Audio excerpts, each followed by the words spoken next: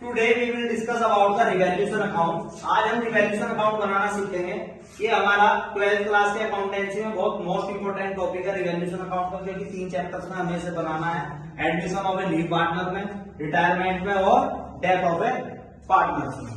तो revaluation account कैसे बनेगा, इसका पहले तो हम समझ लेते हैं रिवैल्यूएशन होता क्या है। रिवैल्यूएशन, इसमें हम रिवैल्यूएशन करेंगे, माने दोबारा से पुनर्मूल्यांकन करते हैं किसका, एसेट्स और लायबिलिटीज का। जब रिवैल्यूएशन करेंगे एसेट्स और लायबिलिटीज का, इससे हमें दो चीजें होती है, प्रॉफिट या लॉस। प्रॉफिट होगा तो क्रेडिट साइड शो कर देंगे, लॉस होगा तो डेबिट साइड शो कर देंगे। इसका एक मैं आपको बहुत आसान तरीका बता रहा करने का, क्या है इसे ट्रिक याद रखना है। मतलब एक तरीके से ट्रिक है कि ये बैलेंस शीट को देखकर बनेगा और एडजस्टमेंट को पढ़कर बनेगा। रिवैल्यूएशन अकाउंट में क्या ध्यान रखना कि बैलेंस शीट को देखकर बनेगा और एडजस्टमेंट को पढ़कर बनेगा। बताओ बच्चों कैसे बनेगा, बैलेंस शीट को देखकर और एडजस्टमेंट को पढ़कर बनेगा, ठीक है ना। इससे बहुत सहायता मिलेगी आपको।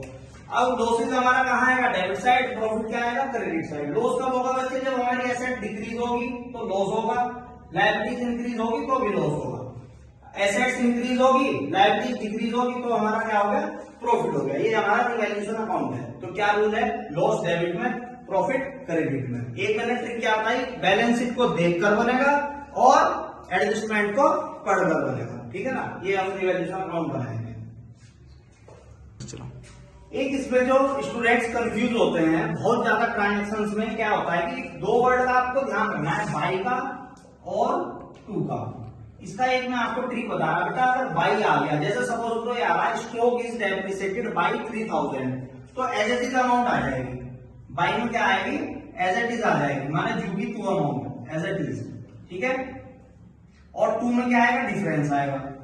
ये कैसा आएगा डिफरेंस, पहले सुनो मैं क्या कह रहा, अगर बाई आ रहा है कि स्टॉक इज डेप्रिसिएटेड बाई 3000, तो पूरे 3000 रुपए आ जाएंगे टू रिवैल्यूएशन में। और अगर आ रहा है stock will be revalued to, इसका मतलब क्या है, स्टॉक रिवैल्यू किया गया है टू माने तक। सपोज करो बैलेंस शीट में स्टॉक दे रखा 10,000 रुपए और स्टॉक को रिवैल्यू करा हमने 15,000 तक, तो इसका मतलब क्या हो गया, 5,000 आएगा, मीन्स डिफरेंस आएगा। फिर तो डिफरेंस में हमारा क्या आ जाएगा, फिर प्रॉफिट में आ जाएगा बाई स्टॉक।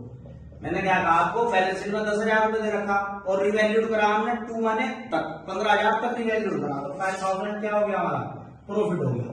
इसी एग्जाम्पल को अगर मैं लूँ कि ये अगर लिखा हुआ आ गया आपका कि स्टॉक रिवैल्यूड टू 8,000, माने स्टॉक का रिवैल्यूएशन कहां तक करा गया, 8,000 तक करा गया, तो फिर 2,000 में दो आ जाएंगे टू स्टॉक 2,000 रुपीज, ठीक है ना। एक जनरली जो बहुत ज्यादा है इसकी हमारी ट्रांजेक्शन आती है कि डेब्टर्स दे देंगे, डेब्टर्स के नीचे आपको डैश कर देंगे प्रोविजन, और एडजस्टमेंट में देंगे all the debtors are all